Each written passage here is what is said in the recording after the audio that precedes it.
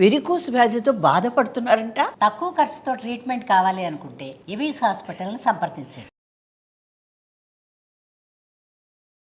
నమస్తే కళ్యాణ్ చక్ర. నమస్తే జయ గారు. డాక్టర్ గారు శిరీష అని మనకు మెయిల్ చేశారండి. చేయండి. వైఫ్ అండ్ హస్బెండ్ మధ్య ఇష్యూనే. సో ఒకసారి కాల్ చేస్తానండి. హలో శిరీష గారండి? అవునండి, ఎవరు? నేను జయాని అందమైన జీవితం ప్రోగ్రామ్ నుంచి కాల్ చేస్తున్నాను. మేడం నమస్కారం మేడం. నమస్తే శిరీష. నమస్తే అండి. బాగున్నారా మేడం? బాగున్నాను. మీ మెయిల్ చూసాను. డాక్టర్ గారికి నేను జస్ట్ ఒక లైన్ మాత్రమే చెప్పాను. మేడం. నాతో పాటు మరి డాక్టర్ కళ్యాణ్ చక్రవర్తి గారు కూడా ఉన్నారు. ఒకసారి మాట్లాడతారా? మాట్లాడతాను మేడం. రైట్. శిరీష నమస్తే అమ్మా. సార్ నమస్కారం సార్. ఎంత వయసు అమ్మా మీది? సార్ నాది వచ్చేసి 27 సార్. Okay okay. మ్యారేజ్ ఎంతకాలం అయిందమ్మా? సార్ నా మ్యారేజ్ అయ్యి 6 సంవత్సరాలు అవుతుంది సార్. పిల్లలు ఎవరు లేరు సార్. ఇంకా మీరు చదువుకున్నారా? నేను ఇంటర్ వరకు చేశాను సార్. సరే సరే. ఇప్పుడు జాబ్ ఏమైనా చేస్తున్నావు అమ్మా? లేదు సార్, నేను హౌస్ వైఫ్ నే సార్. చెప్పు నాన్న, సమస్య ఏంటో చెప్పు. సార్ నా సమస్య మీకు ఎలా చెప్పాలో నాకైతే అసలు అర్థం కావడం లేదు. అసలు నా ప్రాబ్లం ఏంటంటే మా ఆయన ఒకే ఇంట్లో ఉన్నా మాట్లాడాడు. ఏమంటారు, ఒకే ఇంట్లో ఉన్నా నన్ను అసలు పట్టించుకోడు. ఒంటరి దాన్ని, ఒక్కదాన్ని. మాట్లాడితే గోడలతోనే మాట్లాడుకోవాలి నేను. అదేంటమ్మా, ఏంటి అసలు సమస్య? అంటే ఇద్దరి మధ్య ఉన్న గొడవ అయిందా? పెళ్లి చూపులకు వచ్చినప్పుడు నాకు తాగడం అంటే నచ్చదు. నేను తాగే వాళ్ళంటే డ్రింకర్స్ అంటే నాకు చాలా భయం. ఓకే. తాగుతే ఎవరైనా తాగిన వాళ్ళని చూస్తే నాకు షివరింగ్ వచ్చేస్తుంది. నేను భయం వేస్తుంది నాకు. Okay okay. మా నాన్న తాగితే కూడా నేను అసలు ఇంట్లో వాళ్ళకు కనిపించను. ఒక 1 వీక్ వరకు మా నాన్న ముఖం చూడను నేను. అంటే చిన్నప్పటి నుంచి తాగుడు, నాన్న తాగటం, ఇంట్లో సమస్యలు ఇటువంటి వాతావరణంలో పెరిగేవా శిరీష నువ్వు? అంటే మా నాన్న చాలా తాగుతాడు. మా అమ్మని ఎలా అంటే అలా మాట్లాడి తాగనప్పుడు మా నాన్న మమ్మల్ని ఎంత ప్రేమగా చూసుకుంటాడంటే. ఆ బాధల్లో పెరిగేవు. తాగనప్పుడు ఉండేటటువంటి తండ్రి, తాగిన తర్వాత ఉండే తండ్రుల మధ్యన ఉండే వ్యత్యాసం బాగా దగ్గర నుంచి చూడటం వల్ల పెళ్లికి ముందు అయితే మాత్రం ఖచ్చితంగా తాగేటటువంటి భర్త అయితే నాకు రాకూడదు అని అనుకున్నావు. ఆ కండిషన్ అతనికి చెప్పేవమ్మా? పెళ్లి ముందు అయితే నాకు అలవాట్లు లేవనే చెప్పారు సార్. సరే ఓకే. అలవాటు అయితే లేదు, ఎప్పుడు ముట్టుకోలేదు. సరే. ఒక రోజు తాగి వచ్చాడు సార్ ఆయన. ఎలా అంటే భయంకరంగా సార్. ఎంతకాలం అమ్మా పెళ్లి అయిన తర్వాత? ఎంతకాలానికి? సంవత్సరానికి సార్. 1 year. ఒక సంవత్సరానికి. ఓకే. అప్పటి వరకు తాగలేదు సార్. చాలా బాగా చూసుకున్నాడు. ఇద్దరు మంచిగా ఉన్నారు. లైఫ్ ని చాలా బాగా ఏది అడిగినా సరే నాకు రిస్ట్రిక్షన్స్, నాకైతే ఎలాంటి రిస్ట్రిక్షన్స్ పెట్టలేదు. పెళ్లికి ముందు, పెళ్లి అయిన తర్వాత కూడా నాకు ఎలాంటి రిస్ట్రిక్షన్స్ పెట్టలేదు. చాలా బాగా చూసుకున్నారు. ఎప్పుడైతే ఆయన తాగొచ్చారో నాకైతే చచ్చిపోవడం అని అన్నంత భయం వేసింది సార్. ఆయన తాగి రావడం వల్ల, తాగి రావడం వల్ల, తర్వాత ప్రవర్తన వల్ల అమ్మా ఊగుతున్నాడు.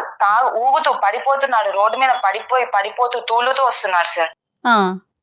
నేను భరాయించుకోలేకపోయాను సార్ ఆయన ఆ సిచ్యువేషన్ లో చూసి. భయంకరమైన ఏడుపు.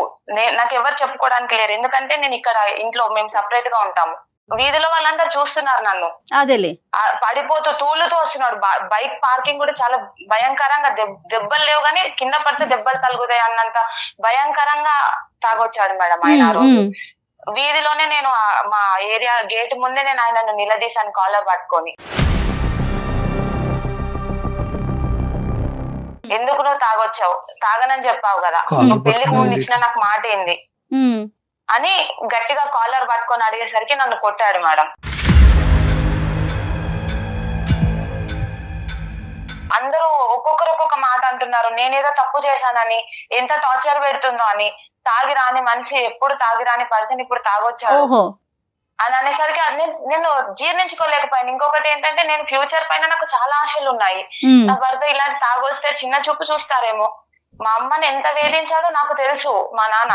ఇంకా వీధులలో తాగి కొట్లాడుకోవడము రోడ్డు పైన. కాదు శిరీష, ఒక మగాడు ఒక్కసారి తాగొచ్చి తూలుతూ బయట ఏదో పరువు తీసే విధంగా ప్రవర్తించినంత మాత్రాన నీ భవిష్యత్ అంతా కూడా అన్యాయం అయిపోతుందమ్మా. సార్ ఒక్కసారి తాగినోడు రేపు తాగడానికి మళ్ళీ ఎవరు చెప్తారు సార్? పర్మిషన్ ఇచ్చాను కదా అని రేపు తాగకుండా ఉంటాడా సార్ ఆయన? అది తొందరపాటు చర్య. దాని నుంచి నువ్వు రియలైజ్ అయ్యావా, లేదంటే ఇప్పటికీ కూడా నేను రియాక్షన్ కరెక్టేనండి అని అనుకుంటున్నావా? నేను రియలైజ్ అయ్యాను సార్. ఫస్ట్ అయితే రియలైజ్ అయ్యాను. తర్వాత ఏమైంది? అయితే నేను ఇమ్మీడియట్ గా మా తమ్ముడికి కాల్ చేశాను. కాల్ చేసి వాడు ఇమీడియట్ గా ఒక 10 మందిని వేసుకొని వచ్చాడండి. అంటే నువ్వు చెప్పడానికి కారణం ఏంటమ్మా? నీ బాధ పంచుకుందామన్నా లేదంటే అతని చేత మీ ఆయన్ని చితగ్గొడదామన్నా? అంటే అక్క కదా, సపోర్ట్ ఇస్తాడు కదా. నేను చాలా అంటే చాలా వాళ్ళ చేతులలో ఒక బంగారు బొమ్మలాగా పెరిగాను సార్. ఈ 10 మంది ఏం చేశారు? వాళ్ళైతే ఎవరు ఆయననైతే ఏమనలేదు, తీసుకెళ్లి పోలీస్ స్టేషన్ లో పెట్టారు సార్.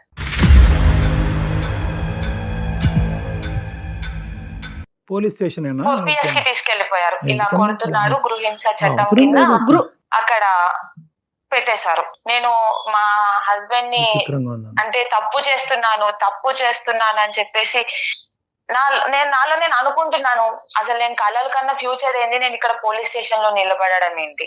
అయితే అప్పుడు మా తమ్ముడు నన్ను చాలా బెదిరించాడు అనమాట. కేసు పెట్టు, నిన్ను ఎట్లా పెంచుకున్నాం మేము, నువ్వు ఏంది ఇట్లా అది ఇది అని చెప్పేసి చాలా అంటే కళ్ళతో చూపుతో బెదిరిస్తే ఒక పక్క మా ఆయనని చూడాలా లేకపోతే వీడిని చూడాలా నాకు అర్థం కాలేదు. ఆ సెకండ్ లో నేను ఇమీడియట్ గా ఇంకా ఎఫ్ఐఆర్ ఫైల్ చేయగానే పోలీసులు 2 దెబ్బలు కొట్టారండి మా హస్బెండ్ ని.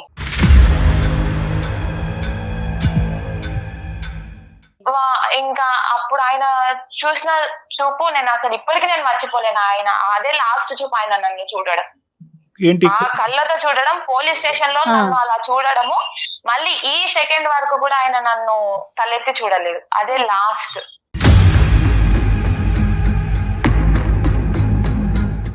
మీ ఇద్దరి మధ్యన ఫిజికల్ బాండింగ్ అనేది కూడా ఏమీ లేదు సార్. నేను కాఫీ ఇస్తే కాఫీ కప్పు తీసుకుంటే హ్యాండ్ ఎక్కడ టచ్ అవుతాడు అని కూడా ముట్టుకోడు సార్. ఫుడ్ వడ్డించుకుంటాడు, నీ చేత ఫుడ్ వడ్డిస్తాడు, అది కూడా బయటనా? ఒక 10 రోజులు నేను ఆయనకు ఫుడ్ పెట్టాను సార్. అంతే. ఆ పోలీస్ స్టేషన్ నుంచి వచ్చిన తర్వాత తినలేదు ఆయన.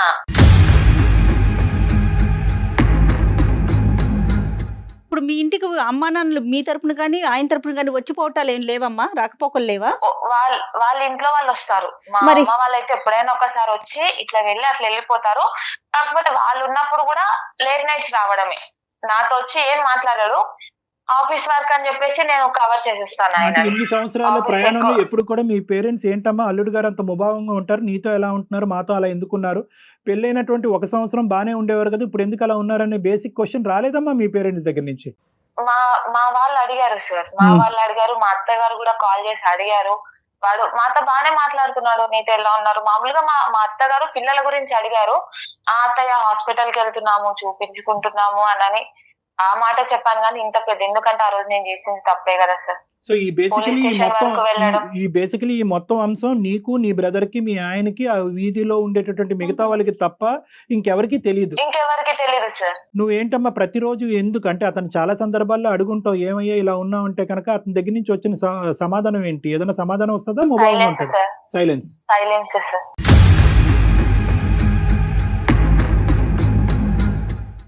మరి నువ్వు ఏ ఆశతో అమ్మా, అంటే ఏంటి నీ ఆశ ఏంటి? రానున్న రోజుల్లో మనిషి మారుతాడన్నా ఏంటి నీ ఆలోచన ఏంటి, కోరిక ఏంటి? మనిషి మారుతాడనే నమ్మకం ఉంది సార్. ఎందుకంటే 1 ఇయర్ ఆయనతో కలిసి సంసారం చేశాను కదా సార్. ఆ బాండింగ్ నాకు ఇంకా ఇప్పటి వరకు గుర్తుంది కదా సార్. అదే ఆ బాండింగ్ నువ్వు కాలర్ పట్టుకున్నప్పుడు నీకు గుర్తుకు రాలేదు, పోలీస్ స్టేషన్ తీసుకెళ్ళినప్పుడు గుర్తు రాలేదు, మీ బ్రదర్ ని పిలిచి కొట్టించినప్పుడు గుర్తుకు రాలేదు. ఎలాంటి సిచ్యువేషన్స్ లో పెరిగాను మీకు చెప్తున్నాను కదా సార్. నేను మా ఇంట్లో నేను తాగుతేనే నేను అసలు ఉండలేను సార్. నేను మా డాడీతో ఒక 1 వీక్ వరకు మాట్లాడాను. ఇంట్లో ఏదైనా చిన్న పార్టీస్ జరిగితేనే నేను అసలు నా రూమ్ లో నుంచి బయటికి రాను, నాకు ఆ స్మెల్ పడదు. తాగిన తర్వాత మన లోకంలో ఉంటారు, వాళ్ళది డిఫరెంట్ ఆఫ్ వే, వాళ్ళు ఏం చేస్తారో వాళ్ళకి అర్థం కాదు. అంటే ఏంటంటే నేను బంగారంగా పెరిగాను, మా నాన్న తాగొచ్చినా కూడా అద్భుతంగా బాగా చూసుకున్నారు నన్ను అంటే కనుక ఎస్ ఇది ఇంకా బంగారమైన జీవితం ఏమో, ప్రొవైడెడ్ నువ్వు ఇంకొక అవకాశం ఇచ్చుంటే. నువ్వు ఆ అవకాశం ఇవ్వాలని ఆలోచించలేదు, తొందరపడ్డావు. ఒక్కసారికే మీరు ఎక్స్ట్రీమ్ గా బిహేవ్ చేసేసారు కదా. అంటే కెటాస్ట్రాఫిక్ థింకింగ్ అంటారు మేడం చాలా మంది ఆడవాళ్ళు. ఇప్పుడు వాళ్ళెవరో పార్టీ ఇచ్చారని తాగొచ్చారు, రేపొద్దున 10 సార్లు పార్టీ రేపొద్దున రాకుండానే అమ్మ రేపొద్దున వస్తే కనుక, రేపొద్దున ఇలా అవుతాయి కనుక, రేపొద్దున నా భవిష్యత్తు ఇలా అవుతాయి, ఈ ఊహాజనకమైనటువంటి ఆలోచన వాస్తవానికి నిజం అవుతుందో లేదో గానీ అది జరగకముందే నీ జీవితాన్ని ఈ రోజు నాశనం చేసుకుని ఎదుర్కొంటూ కూర్చున్నావు. 5 సంవత్సరాల నుంచి నువ్వు ఒంటరిగా మిగిలిపోయావా లేదా చెప్పండి. దీన్ని కెటాస్ట్రాఫిక్ ఒంటరితనం, మనిషి ఉండి ఒంటరితనం, అది ఇంకా దరిద్రం. ఎవరు లేకపోతే ఎవరు లేరు అని అనుకోవచ్చు, కళ్ళెదురుకుంటా మనిషి ఉండి అంతకుముందు 1 సంవత్సరం పాటు అద్భుతంగా జీవితాన్ని అనుభవించిన నువ్వు ఈ రోజు మనిషి ఎదురుగుంటా ఎలా మారిపోయాడు అని చూసినప్పుడల్లా దానివల్ల నీకు ప్రతిరోజు ఒక కత్తిపోటు లాంటిదే. చాలా మంది ఆడవాళ్ళకి ఒక్క పాయింట్ చెప్తాను, తర్వాత నువ్వు చెప్పి, కానీ ఉన్న పరిస్థితి బట్టి ఆలోచన కొనసాగాలి అని అంటూ ఉంటాం. దీన్ని యాంగ్జైటీ థింకింగ్ కింద మారకూడదు, కెటాస్ట్రోఫిక్ థింకింగ్ అంటారు. ఏదో ఒక ఆలోచన, ఇప్పుడు ఒకటి సంఘటన కనిపించింది నీ కళ్ళెదురుగుంటా, దాన్ని ఏంటంటే ఆ సంఘటన చుట్టూరునే నీ ఆలోచన ఉండాలి. కానీ ఈ సంఘటనకి, గతంలో నీ జరిగినటువంటి సంఘటనకి, నీ ఎదురింటి పక్కింటి ఆంటీ ఇంట్లో జరిగినటువంటి సంఘటనలకి ముడి పెట్టకూడదు. దీన్ని భిన్నంగా చూడాలి. దీన్ని అక్కడ చాకచక్యంతో, ఆలోచన శైలితో దీనిగానే మార్చుకోవాలి. కానీ అమ్మో మా నాన్న అలా ఉన్నాడు కాబట్టి నా భర్త ఇలా అయిపోతాడేమో, అమ్మో నా భవిష్యత్తు అలా అయింది కాబట్టి ఇప్పుడు నా భవిష్యత్తు ఇలా అయిపోతుందని చెప్పి దీనికి ముడిపడితే కనుక జీవితాంతం భయపడుతూనే సస్తామమ్మ. ఇలా అయిపోతుంది పరిస్థితి. సరే, ఇంతవరకు నేను చెప్పా. మా తరపున నీకు ఎటువంటి సహాయ సహకారాలు చేయగలం? మీరు కౌన్సిలింగ్ ఇస్తారు కదా సార్, ఆయనతో ఒకసారి మీరు మాట్లాడి చూడండి. నాకైతే ఇప్పటి వరకు ఏం మాట్లాడలేదు. నా ఫోన్ ఎత్తారు, నా మెసేజ్ కి రిప్లై ఇవ్వరు. ఆయన వైపు నుంచి ఎలాంటి ఆన్సర్ కావాలి అని మీరు ఎక్స్పెక్ట్ చేస్తున్నారు? ఏం కోరుకుంటున్నారు మీ హస్బెండ్ వైపు నుంచి? మళ్ళీ కలిసి జీవిస్తామని ఒక చిన్న కాదమ్మా శిరీష, మీకు ఒకసారి నేను ట్రై చేద్దామని చెప్పి. శిరీష ఒకసారి మాట్లాడదాము. కానీ ఇప్పుడు డాక్టర్ గారు మాట్లాడిన తర్వాత ఒకసారి గానీ లేకపోతే మీ తప్పు గానీ మీరు ఒప్పుకుంటారా? మరి ఒప్పుకుంటాను మేడం, ఖచ్చితంగా ఒప్పుకుంటాను. ఇలాంటి సమస్య వచ్చినప్పుడు భార్యాభర్తలుగా మీరిద్దరు సెట్ చేసుకోండి. మీ ఇద్దరు సమస్య సెట్ అవ్వకపోతే తల్లిదండ్రుల వరకు వెళ్ళండి, తల్లిదండ్రుల వరకు సెట్ అవ్వకపోతే పోలీస్ స్టేషన్కి వెళ్ళండి అని చెప్తా ఉంటాం. నువ్వేం చేసావంటే ఇక్కడి నుంచి అక్కడ దుంకావు. సో ఈ రోజు ఎటువంటి పరిస్థితి వచ్చింది అంటే కనుక, అమ్మో పోలీస్ స్టేషన్కి ఈడ్చుకుని వెళ్ళినటువంటి నా భర్త రియాక్షన్ 5 సంవత్సరాల పాటు వనవాసం చూశాను కదా నేను. అలాంటిది ఇప్పుడు మళ్ళీ తల్లిదండ్రులు తీసుకెళ్తే కనుక ఇంకెలా ఉంటుంది అనే పరిస్థితి. బేసిక్ అంటే ఏదున్నా కూడా చిన్న ముళ్ళు గుచ్చుకున్న, అమ్మ నాకు ముళ్ళు గుచ్చుకుందని చెప్పేటటువంటి అవకాశం కూడా ఈరోజు నీకు లేకుండా పోయింది. దానివల్లే ఈరోజు మా సహాయ సహకారాలు తీసుకోవడానికి ట్రై చేస్తాం. ఒకటమ్మా, ఇక్కడ మనం ఏం చేద్దామంటే కనుక, నువ్వు అపాలజీ చెప్పినా ఏం చెప్పినా కూడా ఫస్ట్ అతని మనసులో ఎక్కడ గాయపడింది అనేది ఫస్ట్ మనం తెలుసుకోవటం ఇంపార్టెంట్. సో అతనికి ఒకసారి అవకాశం ఉంటే ఫోన్ ఇవ్వండి అమ్మా, మాట్లాడదాం. కాల్ చేస్తారా మరి మీరు? మేడం నేను కాల్ చేస్తే లిఫ్ట్ చేయడు మేడం. నేను నెంబర్ చెప్తాను మేడం. రైట్, ఒకసారి నేను కాన్ఫరెన్స్ లో పంపించండి, నేను కాన్ఫరెన్స్ లో తీసుకుంటా.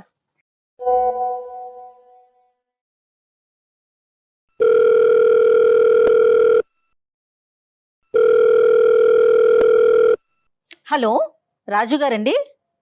అవునండి, ఎవరు? నేను జయానండి, అందమైన జీవితం ప్రోగ్రామ్ నుంచి కాల్ చేస్తున్నాను. చెప్పండి.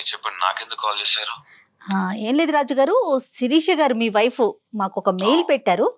అవును, మా వైఫ్ అండి. ఎస్. ఒక్కసారి నాతో పాటు డాక్టర్ కళ్యాణ్ చక్రవర్తి గారు కూడా ఉన్నారు. ఓకే. జస్ట్ ఒక విషయం మీతో మాట్లాడదాం అన్నట్లుగా కాల్ చేశాను. జస్ట్ మినిట్ అండి. ఏం మాట్లాడాలండి? రాజుగారు నమస్తే అండి. రాజుగారు నమస్తే. డాక్టర్ కళ్యాణ్ చక్రవర్తి అండి. మీరు వర్క్ లో ఉన్నారా? పర్లేదు, చెప్పండి. ఏం లేదు. చాలా దుఃఖంలో ఉంది అమ్మాయి, మీ వైఫ్. అంటే 6 years బట్టి 5 years బట్టి అనుకుంటాను సుమారుగా. ఏదో ఒక సంఘటన తర్వాత భార్యాభర్తలుగా మీరిద్దరు ఒకే ఇంట్లో ఉన్నా కూడా మీ ఇద్దరి మధ్యన ఎటువంటి సంబంధం లేదు, ఒక ఆలోచన లేదు, ఆఖరికి ఒక కంటి చూపు కూడా లేదు అనేటటువంటి ఒక చెరసాల, ఒక జైల్లో ఉంటున్నానండి అనే అమ్మాయి అంది. మీరు మాట్లాడి ఇప్పుడు ఏం చేస్తారండి?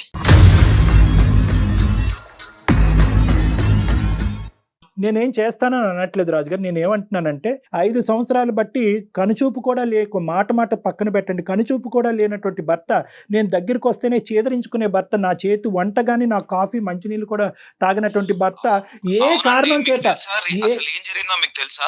అందు గురించే మీకు చేశాను రాజుగారు. సరే, నేను తాగాను అని చెప్పింది, మీరు మీకు చెప్పిందో లేదో నాకు తెలియదు. తాగాను, కొట్టాను. సమాజంలో ఎక్కడ తాగట్లేదా? భర్తలు భార్యలను కొట్టట్లేదా సార్? చెప్పండి. లేదు, అలా కాదు. ఆ అమ్మాయి హైపర్ గా రియాక్ట్ అయింది, అది నేను కాదనట్లేదు. మీరు ఎందుకు ఆ రోజు సంవత్సరం వరకు బాగున్న రోజు మీరు ఎందుకు ప్రామిస్ బ్రేక్ చేశారు? లేదంటే ఇలా ఫ్రెండ్స్ తోనే ఎక్కడో ఒక పార్టీ ఉంది, ఒక్కసారికి తాగుతాను అనేటటువంటి ఆలోచన ఆ అమ్మాయికి ముందే చెప్పారా? ఆ అమ్మాయి కంగుతుంది, హైపర్ గా రియాక్ట్ అయింది. చుట్టుపక్కల వాళ్ళందరూ కూడా అది ఇది అని చెప్పి నూరు పోసారు ఆ అమ్మాయి మైండ్ లో. ఆ అమ్మాయి కాలర్ పట్టుకుంది, మీరు చేయి పెట్టి కొట్టారు, వాళ్ళ తమ్ముడు వచ్చారు, పోలీస్ స్టేషన్కి వెళ్ళారు. మీరు ముందుగానే ఎందుకు ఆ అమ్మాయికి చెప్పలేదు? సార్, పెళ్ళైనా ఒక 6 నెలలు నేను అప్పటివరకు నేను ఎంత బాగా చూసుకున్నానో ఏంటనేది ఒక చిన్న ఒకేషన్ వచ్చి చిన్న పార్టీ ఉండి నేను తాగడం అక్కడ జరిగింది. దానికి ఎక్స్క్యూజ్ చేయలేదా సార్? చేయలేదా? కరెక్ట్ రాజుగారు మీరు చాలా బాగా చూసుకున్నారని చెప్తా ఉంది తను కూడా. అది అందులో అసలు ఎటువంటి సందేహం లేదు. ఆ పార్టీకి వెళ్తున్నారని చెప్పారండి. పార్టీకి వెళ్తున్నారు ఫ్రెండ్స్ తో, ఇలా తాగే పరిస్థితి ఉంది. ఎందుకంటే ఆ అమ్మాయి ఒక రియాక్షన్ అంతకు ముందు కూడా చెప్పుకుంటుంది. వాళ్ళ ఫాదర్ ఆఫీస్ నుంచి డైరెక్ట్ అక్కడికి వెళ్ళిపోయాను. ఇదంతా తనకి ఇప్పుడు చెప్పే అవకాశం లేదు. అర్థం చేసుకొని పోనీ చెప్దామని నేను అనుకునే గ్యాప్ లోనే ఓపిక అనేది ఒకటి ఉంటుంది సార్. Correct. అది లేనప్పుడే ఏదో ఇలా జరుగుతుంది సార్. కానీ ఒకే అంశం నేను అడుగుతానండి. అంటే ఒకే అంశం నేను ఒక సింగిల్ క్వశ్చన్ అడుగుతాను, తర్వాత మీరు కంటిన్యూ చేద్దరు కానీ రాజు గారు, మీ భార్య పెళ్లికి ముందు మీతో చెప్పినప్పుడు ఈ తాగుడంటే సిగరెట్ అంటే నాకు అసహ్యం, ఎందుకంటే దానికి ఉన్నటువంటి బలమైనటువంటి కారణం మా నాన్న తాగినప్పుడు మా అమ్మ నాన్న తాగి కొట్టుకుంటున్నప్పుడు అది చూడలేక ఇంకా జీవితంలో దాన్ని తాగేటటువంటి వ్యక్తి నాతో పాటు ప్రయాణం చేయకూడదు అనేటటువంటి ఉద్దేశం ఆ ప్రామిస్ మీ దగ్గర నుంచి తీసుకుందా లేదా? నెంబర్ 1. నెంబర్ 2, ఒకప్పుడు ఇలా ఫ్రెండ్స్తో పాటు తాగితే మీ వైఫ్ యొక్క రియాక్షన్ ఇలా ఉంటుందని అనుకున్నారా, లేదంటే ఈ ఒక్కసారికి ఓకే అన్నట్టు వదిలేస్తుంది అనుకున్నారా? మీరు ఏ ఎక్స్పెక్టేషన్తో తాగారు, ఏ ఎక్స్పెక్టేషన్తో ఇంటికి వచ్చారు? సార్ ఇప్పుడు మీరు తాగడం దాన్ని ఇప్పుడు హైలైట్ చేస్తున్నారా? లేదు, హైలైట్ చేయట్లేదు, ప్రామిస్ని హైలైట్ చేస్తున్నాను. బిఫోర్ మ్యారేజ్ మీరు మాట్లాడుకున్న విషయాన్ని హైలైట్ చేస్తున్నారండి, అంతే. సార్ ఇప్పుడు ఏదైతే నేను తాగిన మాట, అవన్నీ కొట్టిన మాట, ఇది నిజమే. ఒక చిన్న రిలాక్సేషన్ కోసం అని చెప్పి నేను తాగడం జరిగింది సార్. కేవలం నా భార్య వల్లే సార్. నేను ఇప్పటికీ తాగుతాను సార్, నేను తాగుతాను.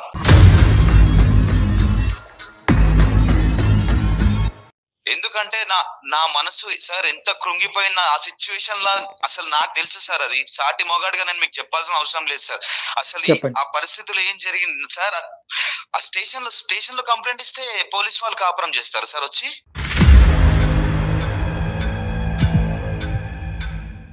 స్టేషన్ లో కంప్లైంట్ ఇచ్చింది, వాళ్ళ మధ్యలో నన్ను నిల్చోబెట్టింది, అతను నా మీద నా కాలర్ పట్టుకున్నాడు, నన్ను గెంటేశాడు. అంత మంది ముంగడ నా పరువు పోయింది, నా ఇజ్జత్ పోయింది. ఇప్పుడు సార్ ఒక్కటి సార్, పరువు అన్నా ప్రాణం అన్నా రెండు ఒకటే సార్ నా దృష్టిలో. పోతే తిరిగి రావు సార్, మళ్ళీ తిరిగి రావు అవి. ఆ టైంలో ఎంత సఫర్ అయ్యానో, ఎంత బాధపడ్డానో నాకు తెలుసు సార్, నాకు తెలుసు. కరెక్టే, కానీ అదే మనసులో ఉంచుకొని నేను ఇలాగే ఉంటాను అంటే అది వైఫ్ అండ్ హస్బెండ్ రిలేషన్ కదండి, ఫ్రెండ్స్ కాదు కదా.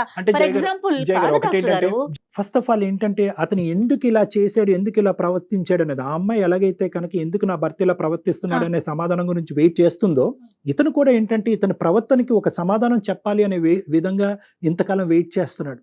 సో ఏంటంటే ఫస్ట్ సెక్షన్ ఏంటంటే కనుక, ఎందుకు ఇతను రాక్షసుడా, ఇతను ఏమైనా శాడిస్టా, అందరినీ ఇలా ఆడుకు చంపే దొబ్బే వ్యక్తి అయితే కాదు కదా. సో ఫస్ట్ ఆఫ్ ఆల్ ఏంటంటే ఎందుకు నేను నా మనసు, అతను ఒక చాలా మంచి మాట అన్నాడు, నా యొక్క సెల్ఫ్ రెస్పెక్ట్ అయినా నా ప్రాణం అయినా ఒకటే, సెల్ఫ్ రెస్పెక్ట్ పోయిన రోజు నా ప్రాణం కూడా పోయినట్టే అని చెప్పి. ఫస్ట్ ఆఫ్ ఆల్ ఏంటంటే అతను ఎంత గాయపడ్డాడు అనేది మనం విన్న తర్వాత ఆ గాయానికి మందు ఏంటి అనేటటువంటిది నెక్స్ట్ ఫేజ్ లో వస్తుంది. అతను ఎందుకు ఆ గాయానికి మందు అడుగులు. రైట్, మరి ఒకసారి శిరీషని కూడా లైన్ లోకి తీసుకుందామా రాజు గారు? దేనికండి అవసరం లేదు, నేను మాట్లాడనండి. మాట్లాడేవాడిని అయితే అప్పుడే మాట్లాడేవాడినండి, నేను మాట్లాడొద్దని. ఒకసారి మాట్లాడితే కదా సమస్యకి పరిష్కారం. మీరు పరిష్కారం వైపు ఆలోచించట్లేదు అసలు. రాజుగారు ఏం ఆలోచించాలండి, 6 సంవత్సరాల నుంచి నేను ఒంటరిగా. రాజుగారు ఒక్క నిమిషం రాజుగారు, ఈ రోజు ఒక్కొక్క మెట్టు నా చేయి పట్టుకుని నిదానంగా ఎక్కించేస్తున్నారు డాక్టర్ గారు అని మీరు అనుకోవద్దు.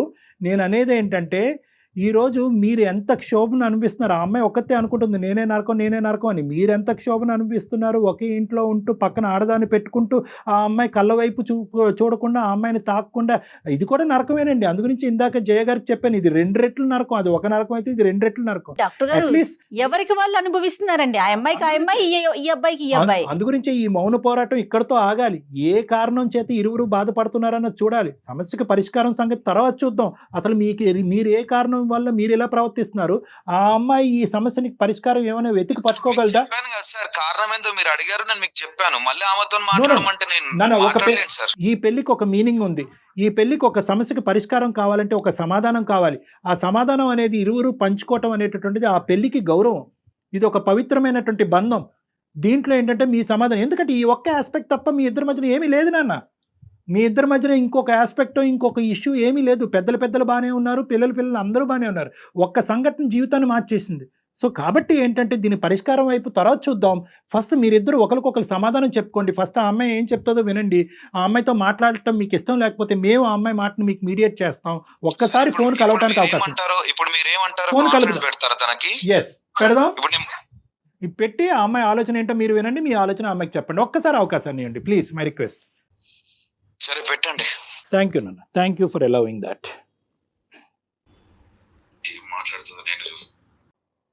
హలో శిరీష. మేడం. అమ్మా రాజుగారు లైన్ లో ఉన్నారు మా, మీ హస్బెండ్. ఒకసారి శిరీషతో మాట్లాడండి. అమ్మ శిరీష నువ్వు మాట్లాడమ్మా మీ ఆయనతో, చాలా కాలం అయింది కదా మాట్లాడి. ఆ? ఒకసారి మాట్లాడి నీ మనసులో ఉన్న బాధ ఏంటో, అతను చాలా కష్టం మీద మనకి పర్మిషన్ ఇచ్చారు, ఒకసారి మాట్లాడు. హలో, చెప్పు. ఎందుకు మాట్లాడడం లేదు రాజు? నేను చేసిన తప్పేంది రాజు? నీకు తెలీదా?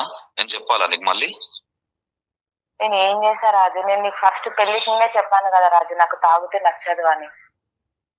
తాగితే నేను బరాయించుకోలేను, తట్టుకోలేను అని కూడా చెప్పాను కదా రాజు. అయితే ఆ మాత్రం అంటే తాగినందుకు ఆ మాత్రం దానికి స్టేషన్ దాకా వెళ్ళిపోతావా? మీ ఇంట్లో మొత్తం చెప్పి ఇజ్జత్ మొత్తం తీయడానికి రెడీ అయిపోతావా? రాజు, నేను ఇంట్లో వాళ్ళకి మా తమ్ముడికే కదా రాజు చెప్పింది, మా ఇంట్లో వాళ్ళకి ఎవరికి అవును, మీ తమ్ముడు ఏమన్నా చెప్పి కాదు, చెప్పకూడదు, నాకు వాడికి అర్థం చెప్పు. కాదు అసలు ఏంది మీ తమ్ముడు ఏమన్నా అంతే కదా. అనుకుంటుండా లేకపోతే ఏంది? మీ తమ్ముడిని చెప్పుడు ఏంది నువ్వు? మీ తమ్ముడు నాకు ఫోన్ చేసి మా అక్కని ఇట్లా చూసుకుంటలేవంట ఏంది ఇవన్నీ? నన్ను అడుగుతాడా మీ తమ్ముడు? ఎన్ని సంవత్సరాలు అయింది రాజు నువ్వు నాతో మాట్లాడక? ఒక్కసారైనా నాతో మాట్లాడాలని లేదా నీకు? మస్తు అమాయకంగా మాట్లాడుతున్నావు, ఏం తెలియనట్టు. అబ్బా, అవార్డు ఇవ్వచ్చు నీకు. ఏం గుర్తు అంతా మర్చిపోతారు ఏంది? నాకు అర్థం కాదు మనుషులు.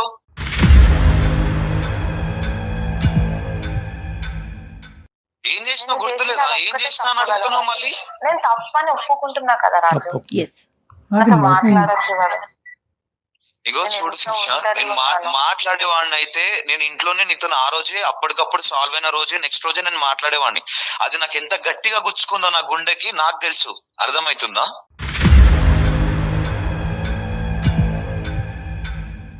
సారీ చెప్తున్నాను కదా రాజు, ఆ రోజు తప్పు చేశాను నేను, ఆ రోజు అలా రియాక్ట్ అయ్యాను. నేను చెప్పకుండా చేస్తే తప్పు కదా రాజు. ఏంటి నేను తప్పు? చెప్పాను కదా తప్పు నీకు. ప్రతి ఒక్కరు చేస్తారు. నేను చేసినప్పుడు నువ్వు క్షమించావా? నేను ఏదో నేను చిన్న అలా లైట్ గా నేను ఆ రోజు లేట్ వచ్చినందుకు నువ్వు ఎందుకు లేట్ వచ్చావు అని చెప్పి నా కాలర్ పట్టుకుంటావు నువ్వు. నేను తప్పు చేశాను చిన్న రాజు. విషయం. నేను అలా ఆ చిన్న తాగినందుకు స్టేషన్ వరకు వెళ్ళేసి మొత్తం కంప్లైంట్ ఇచ్చేస్తావు. తీసుకోలేకపోయాను రాజు అట్లా. నేను అసలు అలా చూడలేకపోయాను. నేను నా ఫ్యూచర్ ప్లాన్స్ అన్ని కొలాప్స్ అయిపోయా అనుకున్నాను అక్కడే. నేను ఏమైనా చెప్పు శిరీష, నీకు ఒక్కటే మాట చెప్తా. నువ్వు ఎప్పుడైతే స్టేషన్ పోయినావో అప్పుడే ఇక నాకు నా మనసు ఇరిగిపోయింది.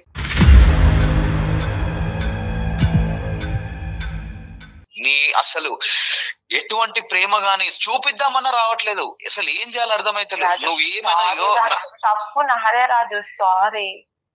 నేను సారీ. నువ్వు ఏమైనా చెప్పు. ఏం సారీ? సూదితో గుచ్చి అయ్యో తగిలిందా సారీ అంటే ఇన్ని రోజులు బట్టి నీకు రానటువంటి ఒక అవకాశం వచ్చింది. నీ భర్త నీతో మాట్లాడుతున్నాడు, ఇది ఒక బంగారం అవకాశం, దీన్ని సద్వినియోగం చేసుకోవాలి. కాబట్టి మేము అనుకున్నట్టే నువ్వు ఒక అడుగు ముందుకేసి అపాలజీ చెప్తున్నావు, సంతోషం. దీన్ని అన్కండిషనల్ అపాలజీ అంటారు. ఓకే, అన్ని విధాలుగా నా తప్పు అయ్యింది కాబట్టి నా తప్పు నేను తెలుసుకున్నాను, నేను హైపర్గా రియాక్ట్ అయ్యాను, అలా రియాక్ట్ అవ్వకుండా ఉండవలసింది, మా బ్రదర్ని ఇన్వాల్వ్ చేయకుండా ఉండవలసింది, పోలీస్ స్టేషన్కి వెళ్లకుండా ఉండవలసింది అనే విధంగా నువ్వు ఫస్ట్ అది ఒప్పుకోవాలి. అది మనస్ఫూర్తిగా, మా గురించి కూడా కాదు, సుమన్ టీవీ గురించి, అందమైన జీవితం గురించి కాదు, అది మనస్ఫూర్తిగా నువ్వు అది చెప్పాలనుకుంటే ఫస్ట్ ఆ ఆస్పెక్ట్ చెప్పు. తర్వాత నువ్వు ఏం చేస్తే కనుక రాజు మళ్ళీ ముందుకు వచ్చి నీతో పాటు ప్రయాణం కొనసాగిస్తాడన్నది నెక్స్ట్ అడుగుదాం. నీ కోసం, నీ కుటుంబం, నీ సంసారం కోసం అమ్మా, అది దృష్టిలో పెట్టుకొని మాట్లాడు. రాజు చెప్పు. రాజు సారీ రాజు. దేని ఏం సారీ? వాడు నిజంగా పోలీస్ స్టేషన్ వరకు పోతాడని నేను అనుకోలేదు రాజు. నువ్వు లేవా స్టేషన్ లో? నువ్వు లేవా? నువ్వే కదా వచ్చి ఇచ్చింది కంప్లైంట్.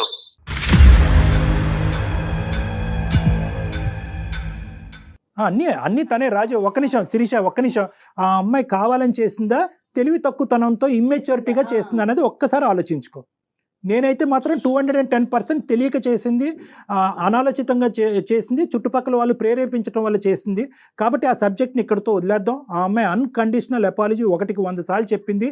ఈ అపాలజీని నువ్వు యాక్సెప్ట్ చేసి ఈ జీవితాన్ని ముందు కొనసాగటానికి నీ యొక్క కండిషన్స్ ఏంటో చెప్పు. Will conclude on this. ఎక్కడైతే నా ఇజ్జత్ స్టేషన్ లో తీసిందో అక్కడే వాళ్ళ తమ్ముడు ఆమె ఇద్దరు వచ్చి నా కాళ్ళు పట్టుకునే దాకా అందరి ముందు, ఎక్కడైతే నా ఇజ్జత్ పోయిందో, పరువు పోయిందో, అక్కడే అందరి ముందు వచ్చి నా కాళ్ళు పట్టుకుని నాకు క్షమాపణ అడిగితే నేను క్షమిస్తాను మేడం. సార్ నేను చెప్తాను సార్, మా తమ్ముడిని పిలిపించి ఎలా చెప్పించమంటారు సార్? సారీ.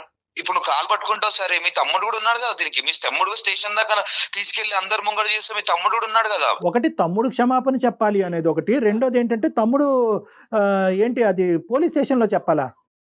అవును సార్, డాక్టర్ పోలీస్ గారు స్టేషన్ లో చెప్పారు. ఇది కరెక్ట్ కాదు కదా ఇది కరెక్ట్ డాక్టర్ కాదేమో గారు. రాజు. ఇది ఎక్కడి న్యాయం డాక్టర్ గారు? అంటే నేను నీకు ఎట్లా చెప్తానని కంఫర్టబుల్ చెప్తున్నాను. గా ఉంటే అదేది కరెక్ట్ ఏదో రాంగ్ ఏదో నువ్వు చూసుకుంటావు అలా అన్నమాట. కాదు, అలా కాదు. నీ మరి చేతిలో మిగతాలో- తను జుట్టు పెట్టిందని చెప్పి నువ్వు ఇష్టానుసారం మాట్లాడటం కాదు రాజు. చెల్లెల జీవితం ఇలా అవ్వాలని కోరుకుంటూ ఎవడు చేయడు. ఇంటికాడ చెప్తే సారీ రాజు, యాక్సెప్ట్ చేస్తాను అనుకుంటున్నాను. రాజు రాజు. రాజు మీరు కొంచెం ఒక్క మెట్టు తగ్గాలి రాజు ప్లీజ్. ఎందుకంటే నాకు ఒక్క అంశం చాలా బాగా అర్థమైంది. 5 సంవత్సరాల పాటు ఇంత వాడి వేడితో మీరు ఇద్దరు కలిసి ఉన్నారంటే మీ ఇద్దరి మధ్యన ప్రేమ అనేటటువంటి సబ్జెక్ట్ అయితే ఉంది ఖచ్చితంగా. కాబట్టి రాజు రాజు ఓకే ఓకే ఓకే. ప్లీజ్ రాజు మీరు ఒక్కసారి ఆలోచించండి. ఇప్పటికైనా కూడా ఆ అమ్మాయి అపాలజీ చెప్పింది, తమ్ముడి చేత అపాలజీ చెప్పిస్తానంది, కథ సుఖాంతం అని నాకు అనిపిస్తుంది. ఎవరికి వాళ్ళు ఒక మెట్టు తగ్గితే సంసారం అనేది ముందుకెళ్తదండి. ఇంకెవరు పెద్దవాళ్ళు ఇన్వాల్వ్మెంట్ అక్కర్లేదు. ఎవరి ఇన్వాల్వ్మెంట్ ఉండదు ఇందులో. ఇంకెవరు అది. అక్కర్లేదు, ఇంకెవరు పెద్దవాళ్ళు అక్కర్లేదు. మీ సరే ముగ్గురు మేడం. కూర్చోండి. మీరు చెప్పిన దానికి ఓకే మేడం, నేను కాదనట్లేదు. బట్ ఇది మళ్ళీ రిపీట్ అయితే మాత్రం చాలా కష్టం మేడం. బాబు రిపీట్ అవ్వకూడదు, మేము తేల్చలేం రిపీట్ అవుతాయి. 5 సంవత్సరాలకే ఇంత టైం పట్టింది. Right. ఓకేనమ్మా, all the best Sirisha. Thank you sir, thank you so much sir. All the Okay best అమ్మా, రాజు. నమస్తే. జాగ్రత్త జాగ్రత్త.